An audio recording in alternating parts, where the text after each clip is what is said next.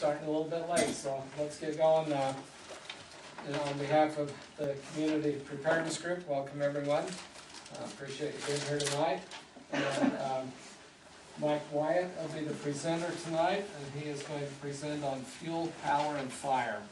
And he'll go until approximately 8 o'clock. And then next week, we'll be here again at 7 o'clock, and we'll do sanitation and hygiene next week. So turn it over to Mike. Thank you. Welcome out tonight. Glad to have you. A couple of things. We're going to talk about a little more than just cooking without electricity, and a little more than just about the fuel to do that.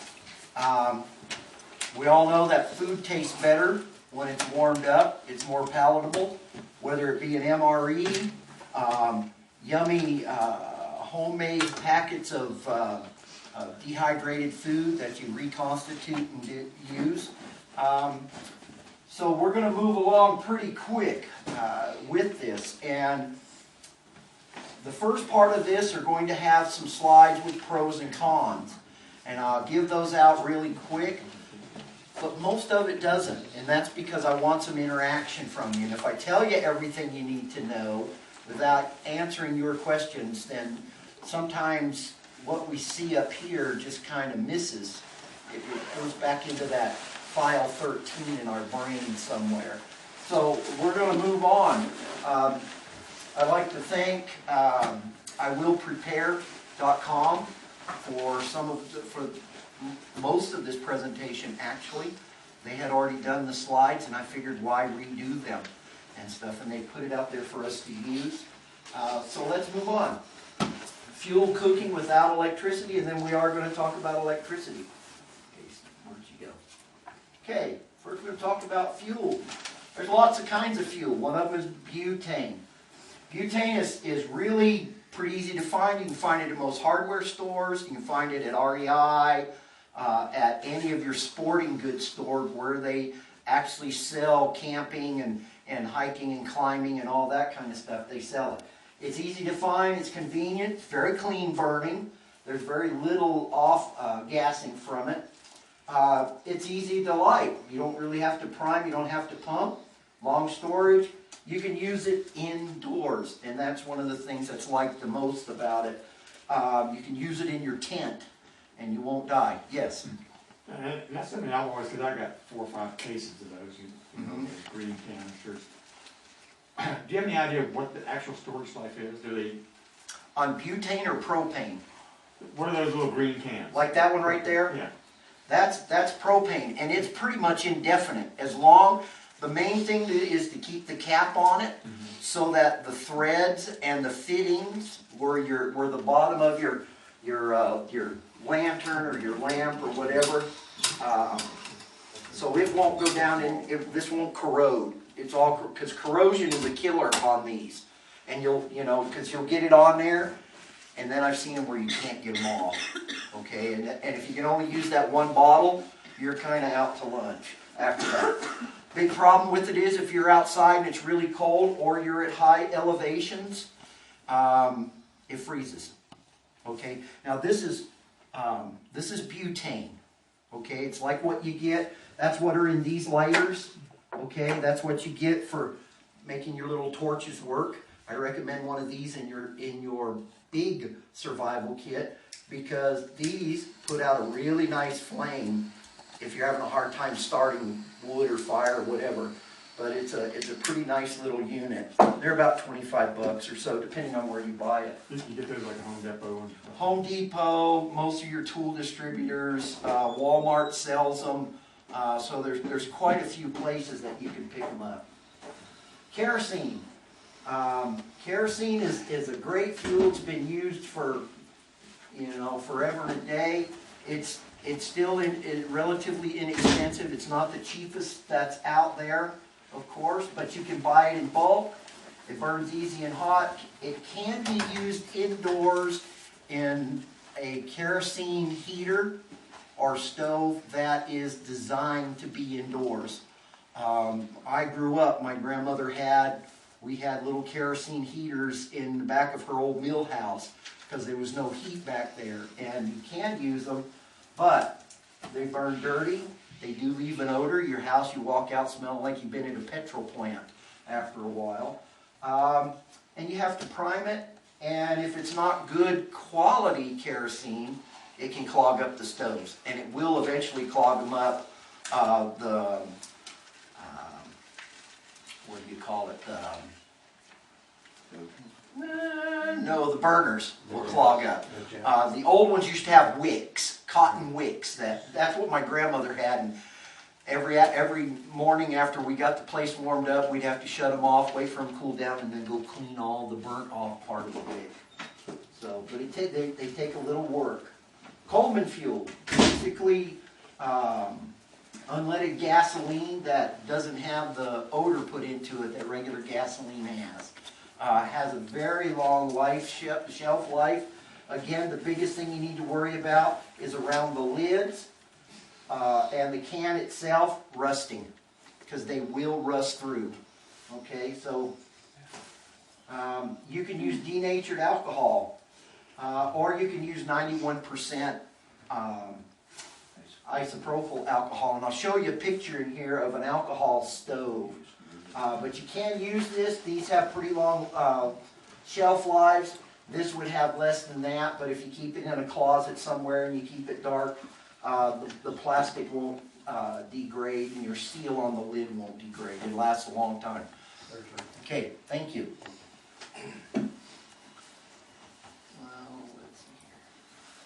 It's inexpensive, readily available. Their stoves have fewer moving parts. Doesn't burn as hot. That's kind of a misnomer. To me it is anyways, because I've taken a Coke can, gotta leave the lid on, you put about 6 or 8 little holes in the top, drain the soda out, then cut the can off, and pour your alcohol in, and then stuff it back together and light it off. In 4.5 minutes, I've taken 40-degree water up to 212 degrees boiling. Okay, in 4.5 minutes. It does a great job, doesn't burn for long, and you've got to be careful because alcohol burns almost without any color at all. If the light is dim, you can see the pretty blue flames coming up. And as it gets, one thing I do know about it, and it happened to me and I've seen it before, is as it gets down to the last little bit, it wants to poof, self-ignite, okay? And sometimes it'll pop the top off.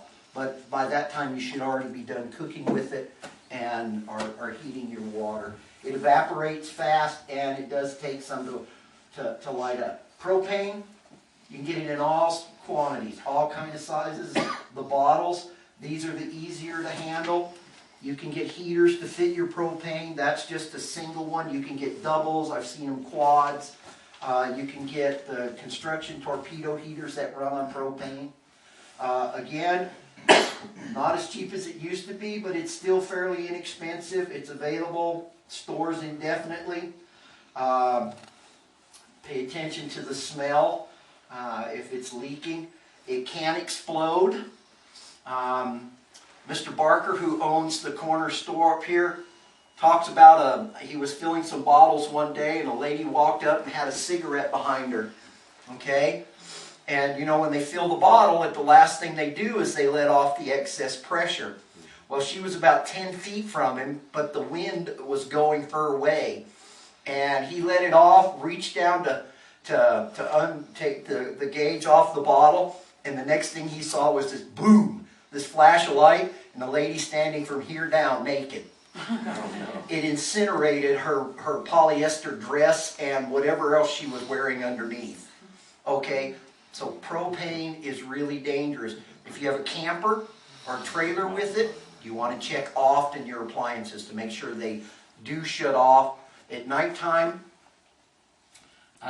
if it's in the summer, go out there and turn the bottle off at night. It's the safest way. I've seen trailers just gone, people with them. So, but it is it is a great fuel to have. Charcoal. Charcoal is one of our favorites. We use it all the time in barbecuing. Unless you're like me, I got lazy and I went and got propane. It heats up a lot faster and stuff. Charcoal is still inexpensive, easy to locate, stores indefinitely if dry. The predictable heat pattern, one briquette will put out about 325 degrees on average. A year's supply of fuel, about $100. But it's got to stay dry, and it is kind of hard to light unless you do like most do, and they like put a half a can of lighter fluid on it, and then they don't have to shave for a day. Mike, Yes. on that, you cannot use it indoors. This In is the true. heat source. In Korea, we lost, on the average, about 3 or 4 guys a year in winter, living off base in their hooch, and that succumbed to the carbon dioxide poisoning. Exactly. Now, there are some solid fuel sticks that you can get. These actually, you can use them. There's I could not find it tonight, and I apologize. I have this thing that looks like a pillow, but it's got a hard case and a cover on it. You light 2 of these, you put that in it. It's full of fiberglass and metal, and it'll work. It works good. You can use it indoors. I used to stick it at the bottom of my sleeping bag whenever we go on an exercise somewhere where it was not where my little toes liked it, because that was always part of me that got cold. We're going on to wood. It's free if you collect it or chop your own. There's no toxic fumes depending on the type of wood you get. If somebody chucks into your barbecue some Purple Heart or some rosewood or some zebra wood, it's not very good for you. Okay, it'll make you feel bad, make you sick. It won't kill you, but you won't like it. Typically, it's ready available.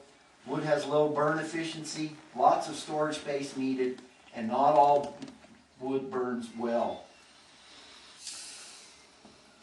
Just a quick story about wood you have to be careful with. I worked for a guy once named Jim Swanner, and Jim was a contractor, and we were building a house up at Snoqualmie Pass, and we built this cabin. It really wasn't a house, it was just a small cabin, and we built it like in record time.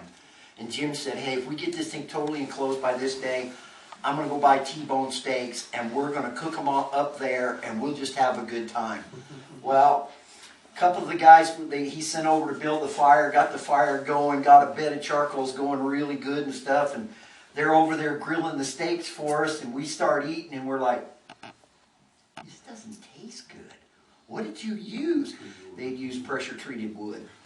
So all these T-bone steaks went out into the woods for whatever came to eat them. So be careful if you're using wood in your fires. Okay, if you're going to go out and make your s'mores, make sure you're using wood that you know the trees ain't been sprayed in a while, or the wood, and make sure you don't put any kind of treated wood. Plywood is not so bad, but when you get in like into the particle boards, when they're burning, the glue puts off unwanted materials that you don't want to ingest. This is one of the this next series of some of the things that I've personally done, and they're a lot of fun. This thing's called a volcano cooker. Okay? Or panel cookers. You can direct sunlight. I think I got off a little bit. Could you go Sorry. back? Go back one? Yeah. Okay, let's, there's the mouse. That one? So, yeah, what's the difference between those? Okay, this one is just a solar panel. It's directing the solar rays onto this black material, and in that black material you have a black pot. And it's browning the top while the sides are getting really nice and hot. Some solar cookers can get up to 700 degrees at the pinpoint if it's a real good quality one. Not that I don't know of anything I'd want to cook at 700 degrees, but it can. This is called a volcano cooker. And I'll show you some more in there. You don't need a lot of wood, really small stuff to get it started. And once it gets started, the air draft will burn and it'll cook. It'll make spaghetti in no time. Okay, it boils water fast. You can fry on it, whatever. But we'll move on. We'll see this in another picture. Reflective panels and solar cooking that direct the sunlight. And a dark colored pot. I'm sorry, I'm stand corrected. 200 to 275 degrees. Folds flat, lightweight. That's the cheapest solar cooker, what it does. This one, a solar oven. You can see it's just cardboard that's had aluminum attached to it and sprayed. And I tried to get there's a YouTube showing where a village in Africa, Care, I think it was Care, went in there and took them these. And it was the first time they had ever cooked in a pot. And now you see the women walking around at dinner time taking their solar ovens out, setting it down, or their solar cookers, and cooking their meals in it. Instead of, you know, roasting that guinea pig over the fire or something, you know. There are box cookers. They're insulated box in a box. The glass lid, it has a glass lid. It points from the sun to it, traps it inside, just like that dirty word, greenhouse, okay? Dark pots can reach 300 to 450, just like those.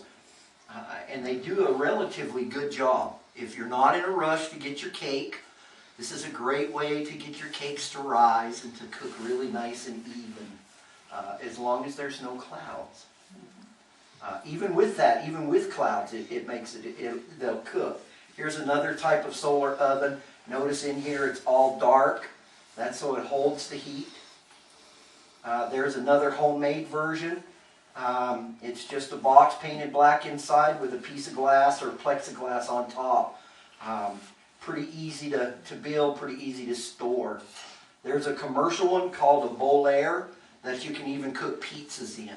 It has the black box here where the sunlight can come down, but this one also has the aluminum or bright panels to reflect the heat in. And as you can see, that pizza's getting nice and brown. So they're very effective. They're just slow. Here's the one I was thinking of. The parabolic cookers can reach up to 600 degrees. They are the most expensive. One like that will probably cost you $900 to $1,000. But that's for the die-hard survivalist, as far as I'm concerned. I can cook for a lot cheaper than that. There's another type, a less expensive. This one you can build yourself out of an old TV satellite dish. Then there's heat retention cookers where you get your food initially heated up. You stick them down into these things, and just sealing them in that heat, not letting heat escape, will cook the food pretty well. Here's one, and they just use paper in it with the pot. There's some others, just basket types with some hay. A cooler. A good use of a cooler. You heat this up, heat up your noodles, get your water boiling, stick it down in there, close the lid, go do something else, come back in 20 minutes and your noodles will be cooked. Okay, pretty interesting way to do it. Same thing when using an ice box, just the one before. You can just put hot water, or not hot water, but you can put material in there to protect to conceal keep the heat in. Okay, here's one made out of some pillows, stuffed with hay or with some good insulating material, and can keep your food hot for quite a while, as well as finish the cooking process, called a Wonder Box. There's another version.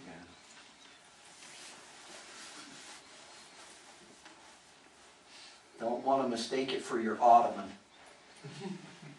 And these can stay indoors, of course, when you're doing them. Here's a rocket stove or a volcano stove. Same principle. It's just like the first one you saw. It is the first one you saw. It's just the wood and the heat and the updraft produces a lot of heat, a lot of flame, very fast with very little wood. Here's a homemade one.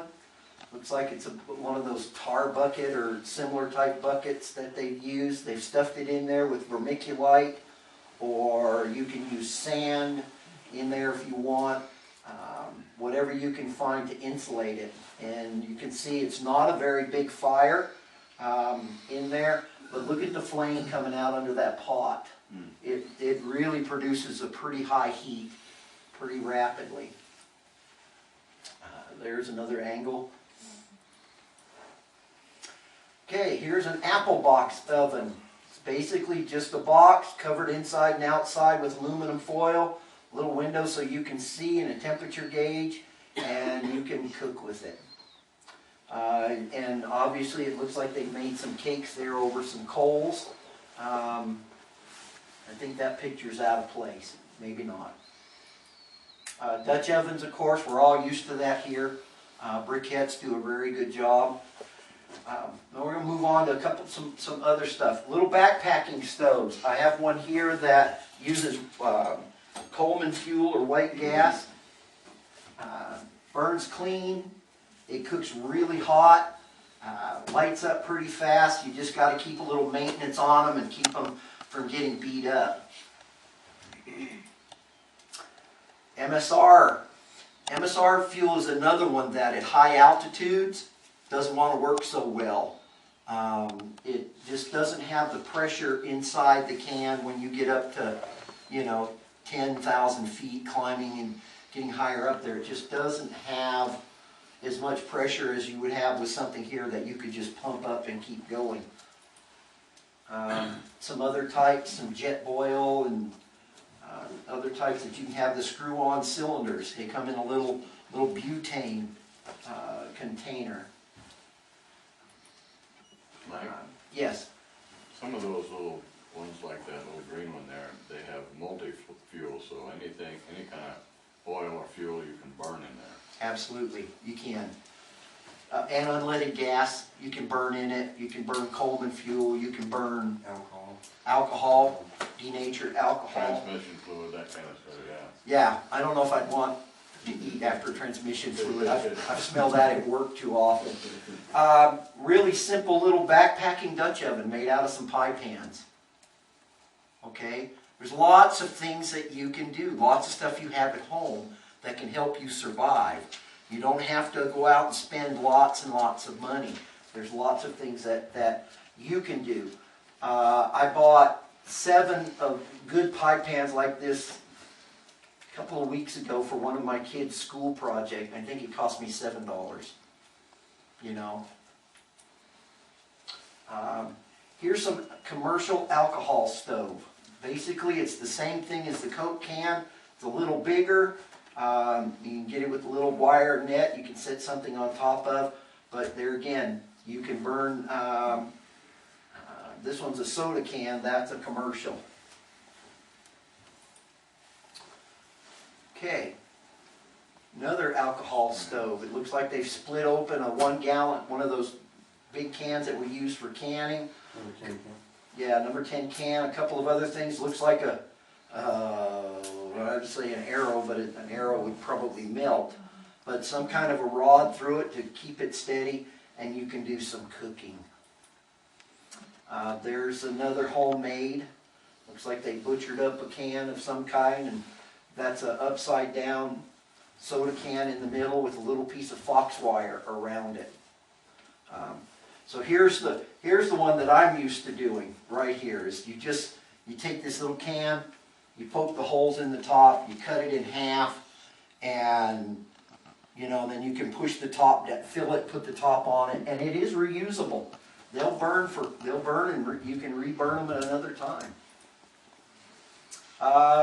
There's a paint can type you can put in that. I'm not quite sure what he has here in this one.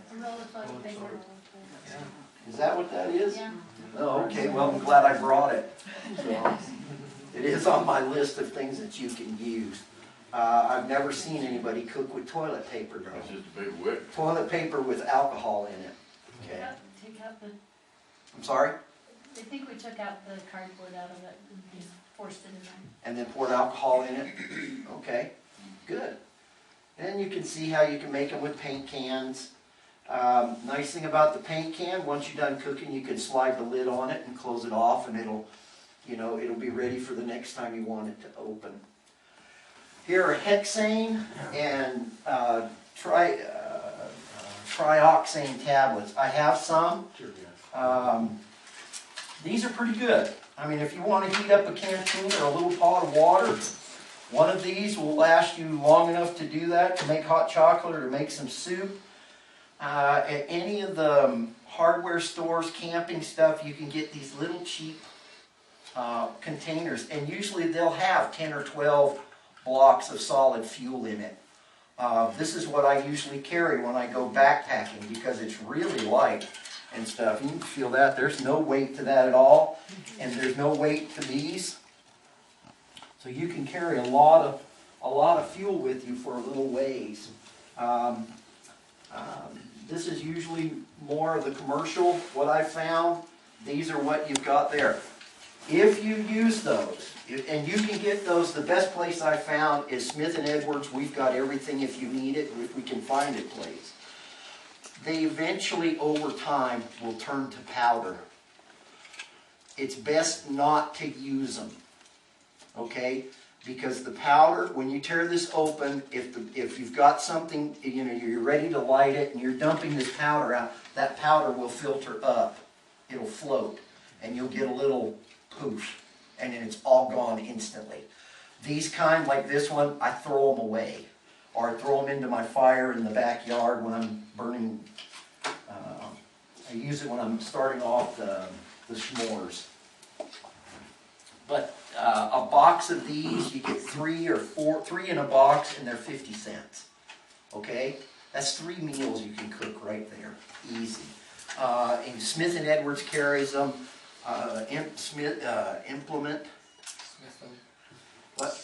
Smithfield Implement. That's right. Sorry.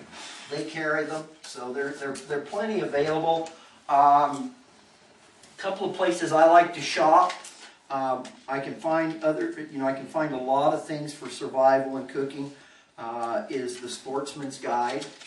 You can find some expensive stuff in Cabela's or in Bass Pro or all of them. For the money, this is these guys have about the best that I've found. And they have everything, whether it be for cooking or clothes, cold winter gear. They even sell antique rifles if you want some old K98s or whatever, but everything shooting and survival wise.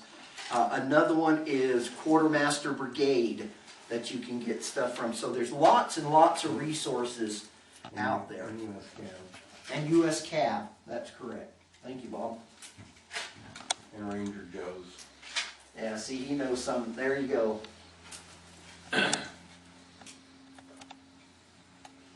Okay, hexamine and triox stoves. You get them. There's this type.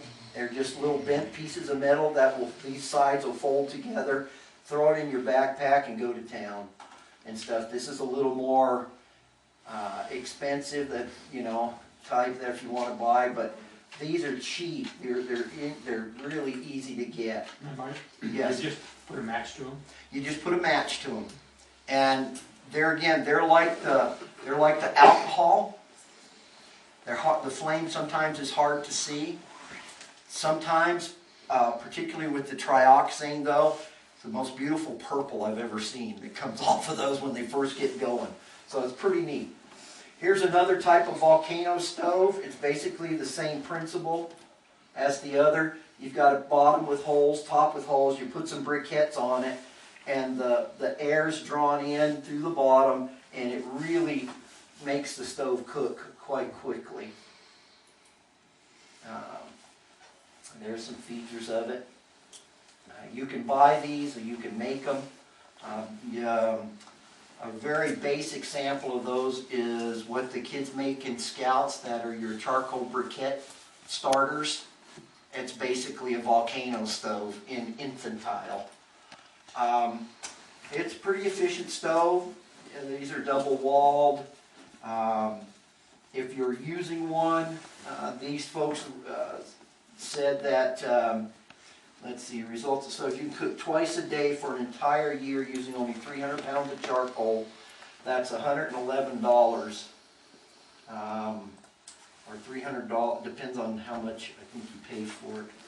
But 25-pound bag can feed 2 meals a day. Amazon sells them for $92.95 with a propane adapter if you're lazy like me for $139. Okay, this is called a Kelly kettle. You see these a lot in Europe, okay, but you can buy them here. They're basic, same principle. You can put alcohol, put a trioxane tablet down there. You can put little wood chips down there, and you can get her cooking. Use any kind of fuel in the bottom of this, and it'll heat your water and your food up pretty quick. There's another one called the Swiss Ranger volcano stove. Everything I've shown you tonight, you can also find online.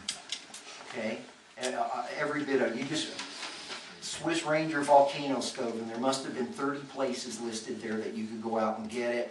You can watch YouTubes on how to use them, and all this explanations on this stuff. And here's our old favorite, Sterno. Okay, it's basically a gelled alcohol, and you can use it just like in any of those other ones. You can get, let's go back.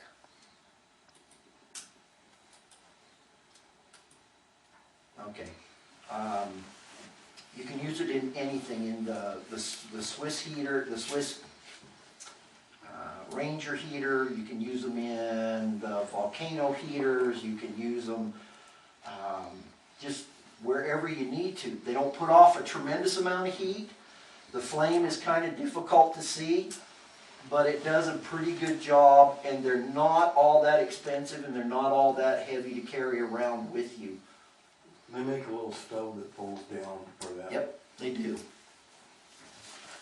Okay. Now let's talk about some barbecues. We have, the little kettle pots. In that, it's made to use charcoal. They have them in this style that you can either use charcoal, or they do have them that you can hook the propane bottles up to. And of course you have the big ones in the back. All of this stuff is meant to keep you alive. Some of it can provide you with heat as well to take care of your needs. Even your lanterns. You can cook on top of a lantern. Okay, if that's all the source of heat you have. We used to be stationed in Hickam Air Force Base in Hawaii, and one night we went out fishing off of the piers there at the base, out into the inlet that goes into Pearl Harbor. The best bait to use was shrimp. And of course, the bait stores were closed when we decided to go, so we went to the grocery store and bought some really nice shrimp to eat, okay? My dad and I grab a handful, we go out to the piers, we're fishing. My son and my daughter are sitting back around the lantern. We ran out of bait because the sharks snag it, and sharks, some of them are not that easy to catch, I guess. They like shrimp, but they don't like to be caught. When we got back, we're like, well, where's the shrimp? And we get this kind of look, and I go, where's the shrimp? We ate it, Dad. I said, you ate raw shrimp? No, Dad, we stuck it on top of the lantern and cooked it. Yeah. So that ended our evening of fishing, but it was a valuable lesson. I never ever thought in my life of sticking something on top of that, but you can. You can make a little aluminum foil cover to go on top of that, drop you some hot dog pieces in it, some beanie weenies or something, or some shrimp, and you can chow down. Your imagination is your only limitation on staying warm. Outdoor stoves, there's these types that we see from Camp Chef and some other ones. Coleman makes them similar to this one. That we used to have one similar to that. We used to have water in here, so we'd always have hot water, and that's what we had in our elk tent when we went to elk camp. And they make them where they fold up. Okay, you can just fold it up, stick it in a box, and carry it around just like you would do one of your others. But you have the convenience of not only having heat in your tent, your space, but you can cook on top of it. You can lay a griddle on top and make pancakes and bacon or whatever. Plus, this style has a little tank on it that you can keep hot water going all the time. Candles. Here's the homemade one like we get the kids to make in Scouts. It's just a tuna fish can with cardboard that's been dipped in wax and stuffed in there. Will burn for a little while. You can heat some water and cook an MRE or cook some instant soup. There are other candles here that you can get 120 hours out of them, 30 hours on that one. That one says 36 hours to give you some light and some basic heat.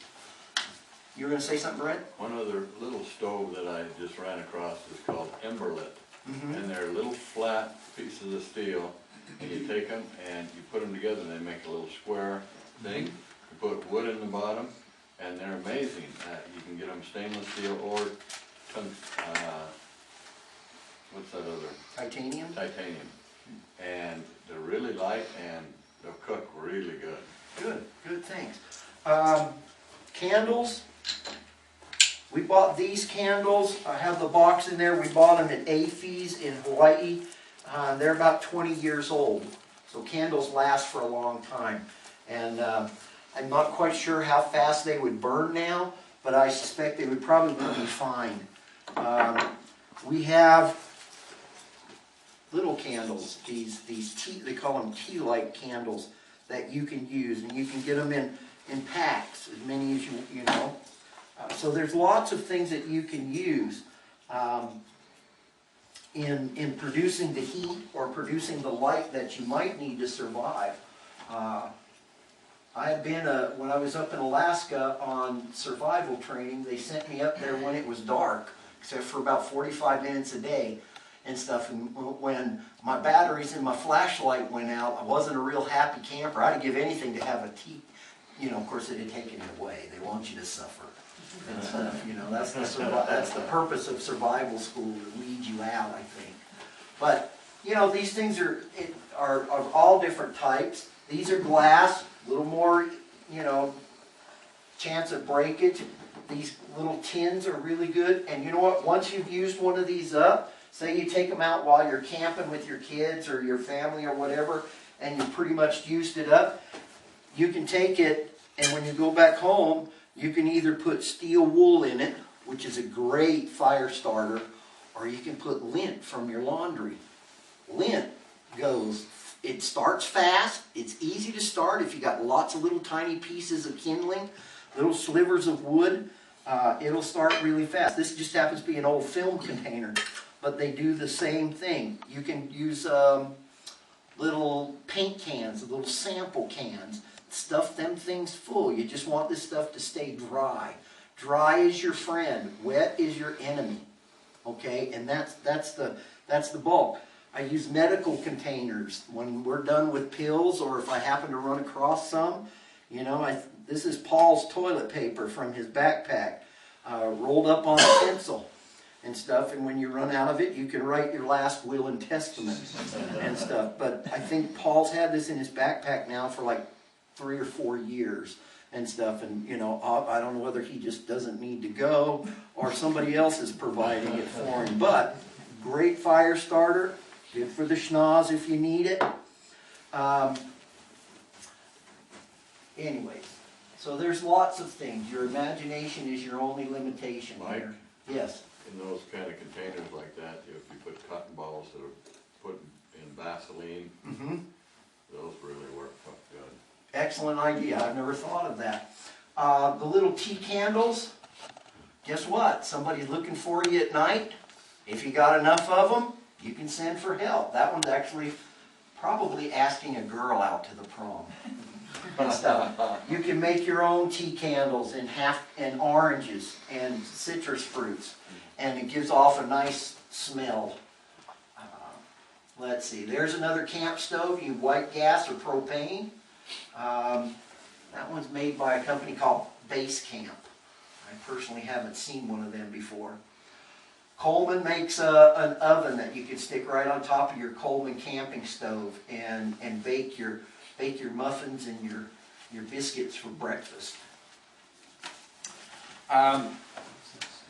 I want to get into this portion in just a minute, but I just want to cover a few of the things that we have sitting out here real fast.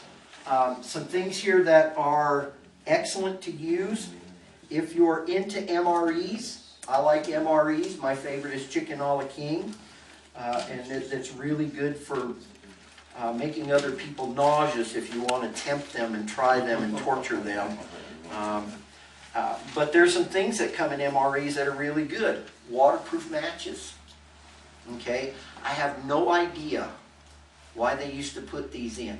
C rations we used to get had 2 cigarettes in them and stuff, and I could understand that. You got to light up, but you know, they don't get that in MREs. You also get your favorite 7 pieces of music paper. Okay, the toilet paper comes in a nice little packet. MREs are awesome. You can eat them cold, you can eat them warm, or anywhere in between. The biggest danger with MREs is the MRE heaters. Yes, sir. With the MREs, you can, I mean, a lot of guys will set them on the back of their top of their pack and in the sun, and it'll cook them.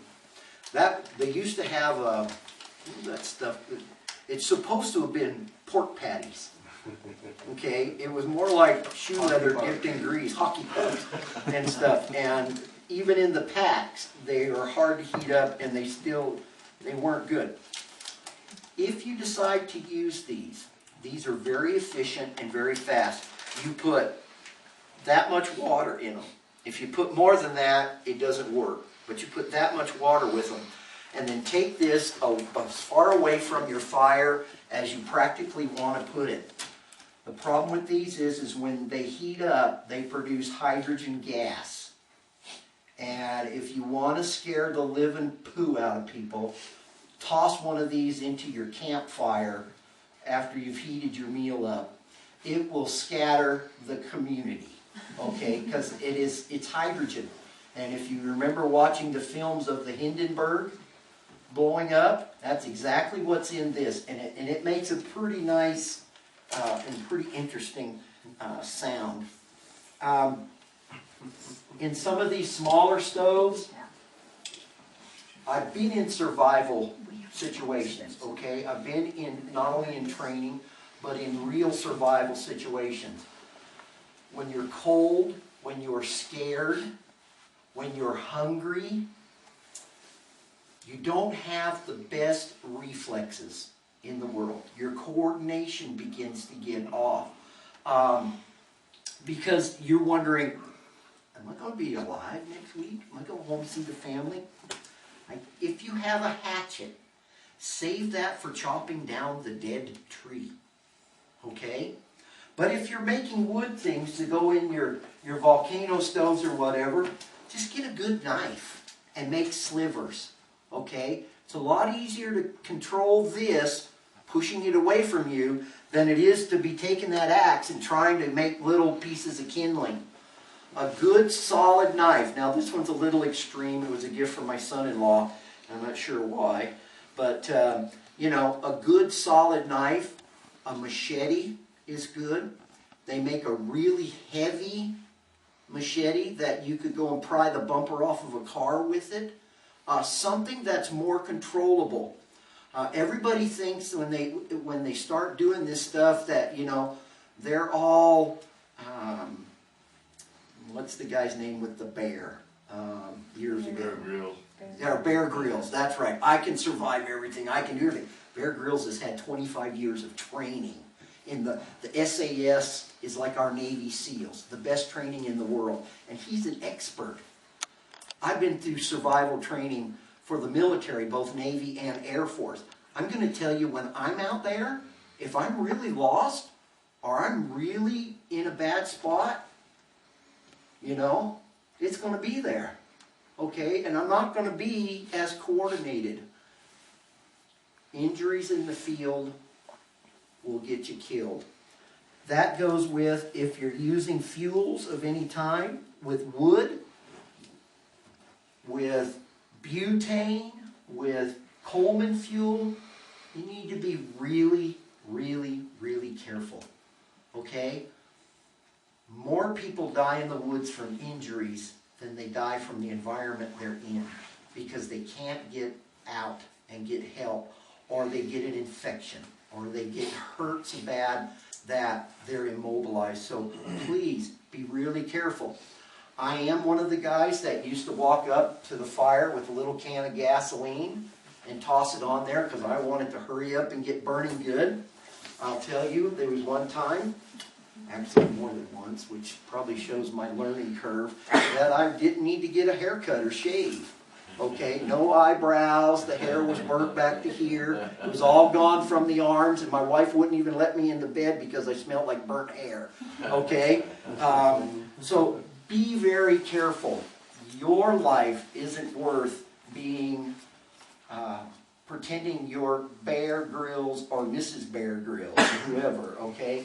Take it easy, take it slow, conserve your energy, but you have lots of things. Now, enough of the survival stuff. We live in an area that's highly populated. We got a lot of houses here.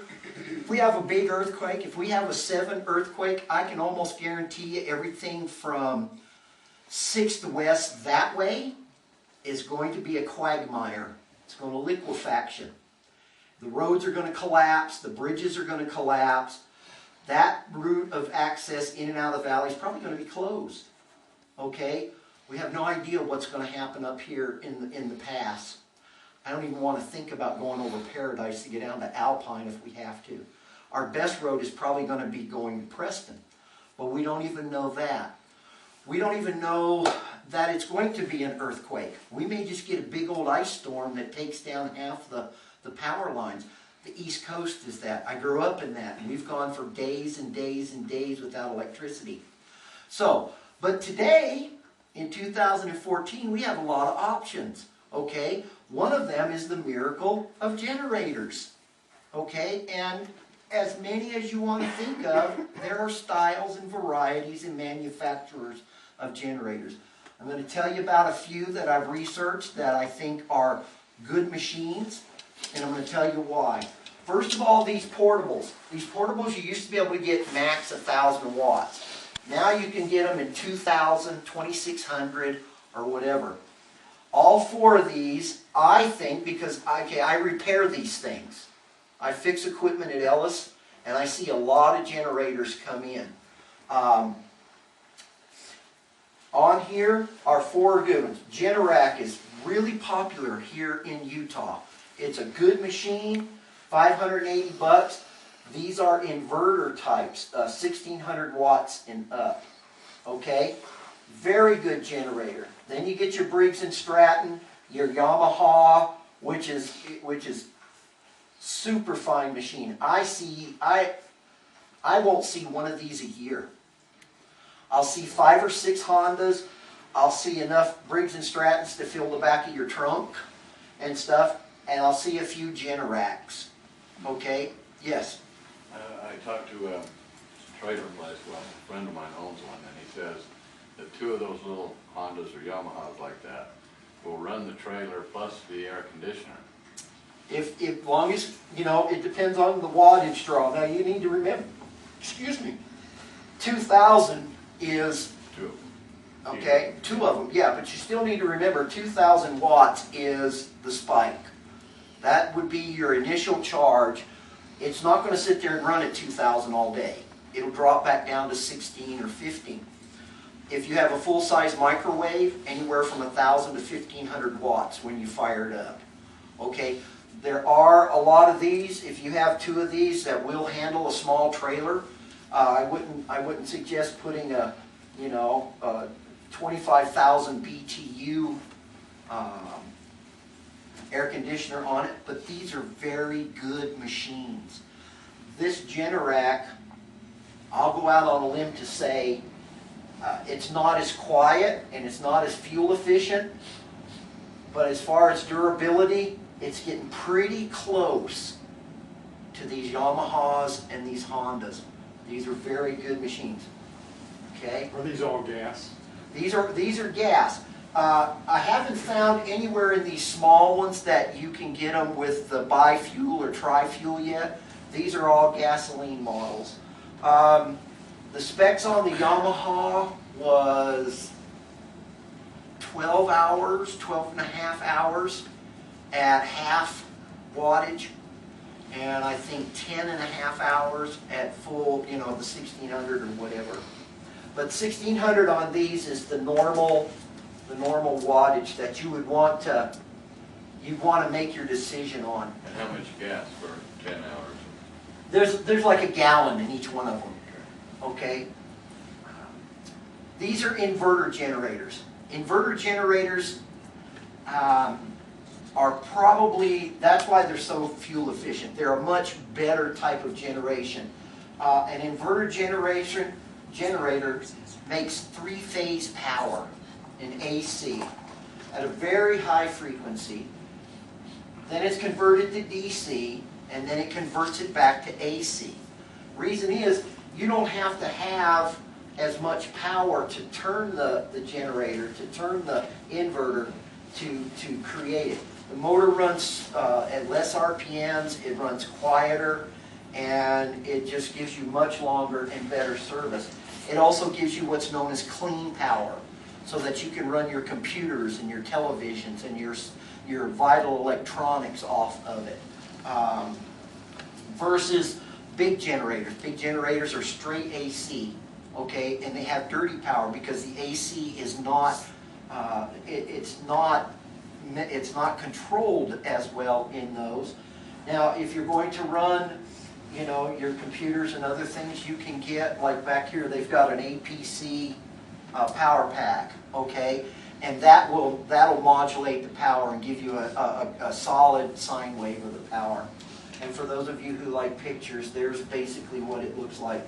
It makes a three-phase AC, and then it cuts it to DC, so it's only using one of those, and just one of those sine, how do I say it? I'm not an electrician. I know how to get shocked, and I can do good at that. But anyways, and then it brings it back, and it becomes a clean sine wave, so you get much better power, more control over the hertz and frequency. Some bigger ones. I put this statement in here because I went to a safety training about 7 or 8 years ago, given by a guy who works in an electric company down in Salt Lake. They take care of a lot of the high power lines. And one of the guys that was working, he's a safety inspector for him, but one of the guys that was working on some power poles after a power outage on the west side of the valley, somebody had just took a generator and hooked it up to their house. And everybody's power was down everywhere, so this guy is up on the pole and he's thinking he's working safe because he's just fixing a wire, and all of a sudden this guy gets a 240 charge back through, it backfed, fried him on the pole. Okay? You will go to jail if you hook one of these big generators up to your house and you don't have an auto switch installed. And this, I recommend, unless you are a licensed electrician, this is not something I recommend you do yourself. Because if something does happen and they found out, oh, Mike Wyatt just went and wired that baby in, Mike Wyatt's going to be liable for whoever gets damaged down the line. Yes? I had a manual one installed by an electrician. It was $500. Yep. It's worth it. It's worth to have that auto switch. You can get them where if you have this type of generator, you know, a home backup, it's automatic. It's just solid wired into it. Or if you're going to use the portable one, you've got a portable plug to hook the 240 line in, and you just flip the switch and you're ready to go. Mike? Yes. Those automatic transfer switches are awesome. I deal with a lot of generators up on campus. Okay. But one of the things you can do if you do want to put some power in your house is cut your main line disconnect so it can't feed out of your house. Exactly. The problem with that is when everybody's scrambling to get power in, sometimes they forget that. And, you know, poor Joe Lyman, 3 doors down, gets zapped. You know, so you want to be sure. Now, I only put a Generac up here, but like I said, there's 100 manufacturers, 100 brands. I recommend the Honda or the Yamaha motors or the Kawasaki motors. I work on these. Those give you the best service, the best run time, the least amount of maintenance. Now, saying that, maintenance is really important, okay? You can't just let this sit out there in the backyard for 3 years and then expect it to fire up. You've got to run it occasionally. You've got to change the fuel when it gets old sometimes. You can get either one of these in tri-fuels. You can have this one hooked up to natural gas, you can have a propane tank, or you can fill up your gas tank. The killer in all of these today is, if you're running gasoline, is the ethanol. The ethanol will destroy. We just chucked one that's less than a year old and stuff because it was not a real common brand, but it was a pretty decent one. But it was a Chinese motor on it, and it wasn't worth fixing. We couldn't get a replacement motor to fit the shafts on it. There's a place in town that you can still buy ethanol-free fuel. Yes, Jardines, the Far West pumps, premium, that's out on 2nd North, and Below 10th West. yeah, just the other side of the LW's truck stop, and is it 14th North and about 12 East, Phillips Station? I don't think they have it anymore. No? But I know Jardines does. Yeah, okay, well, they used to have it up there at the last gas station on the left going up 14th North. They used to carry premium. I recommend it in anything you got that has a motor in it. Maybe not your cars, that's not so bad, but any piece of equipment, chainsaws, lawnmowers, weed eaters, whatever, run non-ethanol. Yes? You let your car sit, all winter long and don't drive it, and you put that ethanol in, it'll glum up your fuel. It will, it will. Ethanol, I'll just, real quick, because we're running out of time, I just went to a Briggs & Stratton engine school. Briggs & Stratton spent $5 million last year in research to get rid of middle carburetors because they oxidize and they gum up with the ethanol. And ethanol's going to be here, folks. It's what's here.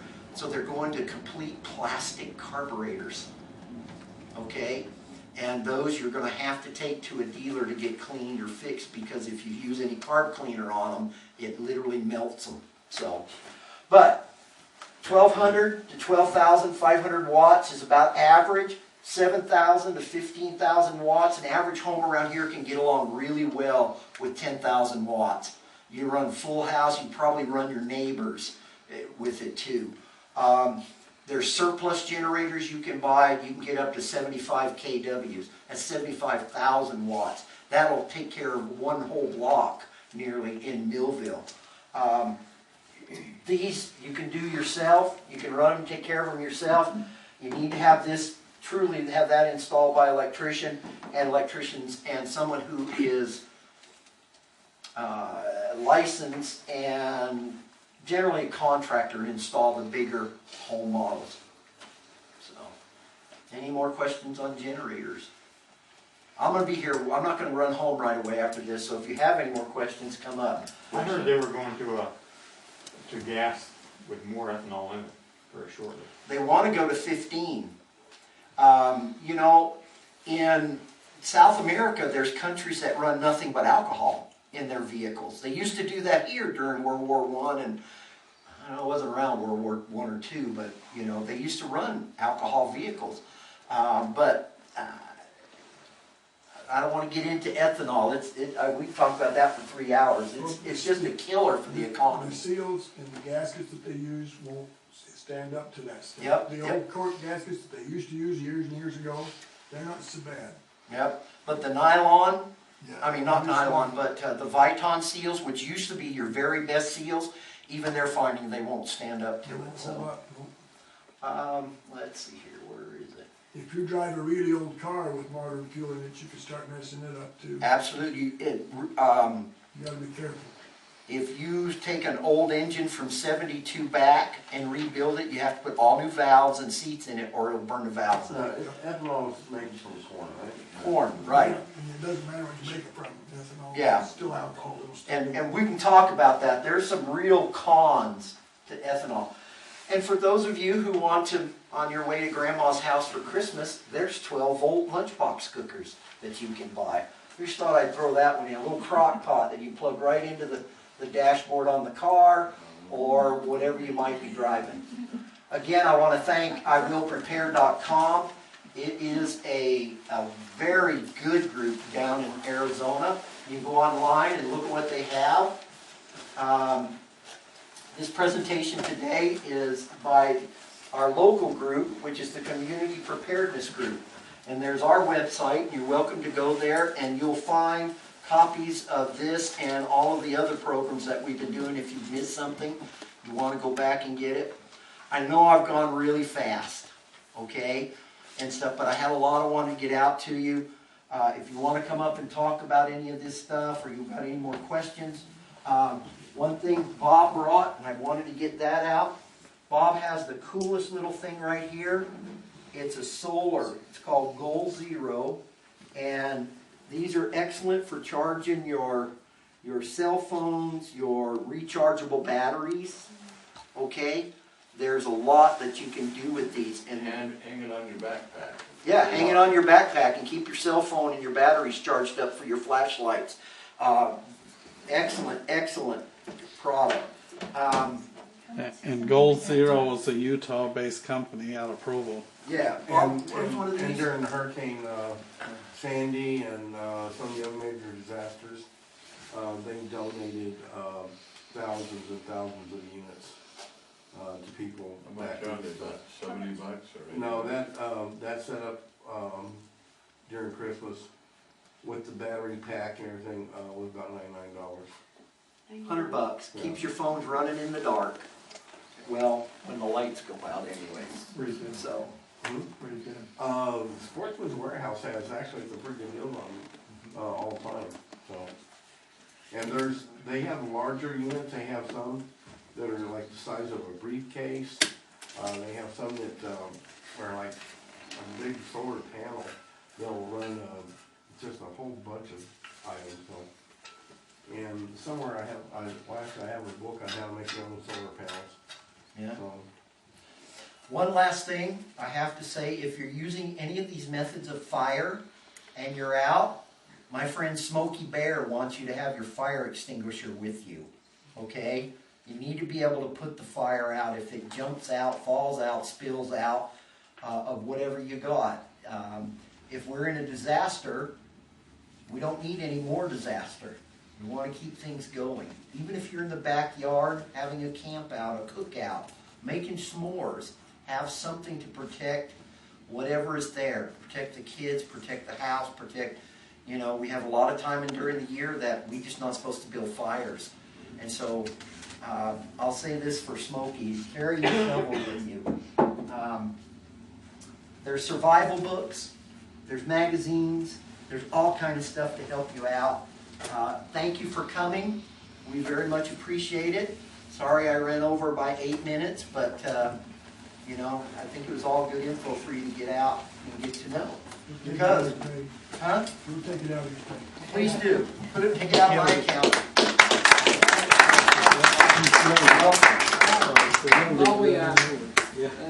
These are, they're not meant to be just totally comprehensive, although good job, Mike. And we will continue to basically give outlines to help people to delve more into things, and each one of us research what we need to do. But kind of our goal is to help each one of us as individuals, as families and households, be more prepared for what may come, that as a community we can be better prepared together and survive. And remember, it's not if it's coming, it's when it's coming. There is a thing that's out and about that's this Friday and Saturday. It's out there on the highway, 2750 South Highway 89 91 at the Petersons. And it's the Logan Flea Market and Health Village, and they're doing a that's great. big time disaster preparedness expo. So, Great talks being given out there by well-qualified people. yeah, so Friday and Saturday, all Yes. day long. Yep. okay, well, we look forward to hope you'll come back again next week. We're halfway through this series. Thank you for braving the nasty weather. Be careful out there, that rain turned to snow. Oh, absolutely. I have an old Chicago Electric, got an old 5 or 7 horse Tecumseh on it. I made the mistake of not running it very often. I had to build the car. Oh, yeah. Yep. If you don't, like you said, If you don't run them often, once a month at least, you pay a price. That's right. Even if you put stable or seafoam or what do you call that, Startron in it, you get 3 months and that gas will be going. You can, sir. I'll allow that.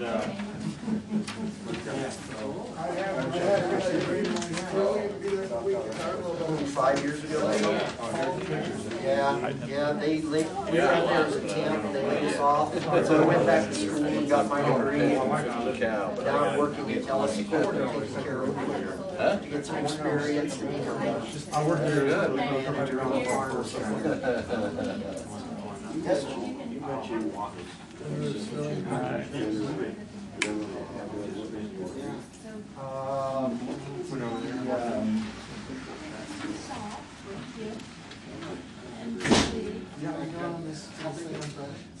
I think I'll go Friday. And it will go off with like, and it's like this, the one, so we put them out. They're gonna be out everywhere. Brids are okay, you know, I'm not saying, the big ones with the Vanguard engine, I wouldn't get. The Vanguard engines are going through a series of problems, that's Briggs' engine that got, they're having built in Japan, and they're having a lot of problem with them right now. But, the Kawasaki is, quite honestly, Kawasaki and Honda, any piece of the week, you know, that motor on it, they're equal. Honda used to be leagues ahead of everybody. In quiet, balance, and efficiency. Kawasaki is so good to see you, my friend. Great care. Husqvarna's good. Husqvarna owns like Red Max and several other brands along there. So, to me, just whatever motor they have on needs to be what they're looking for. All of the generators are basic. You know, more bells and whistles, more failure points. Okay. I see a lot of them, 99% of them come in because of the engines. The generators, the inverters they put on them anymore are just dynamite. These inverters are, you can set one outside that door and you can't hear it. They are quiet, and you know, they give you almost everything in time of emergency. Run the lights, keep a refrigerator going.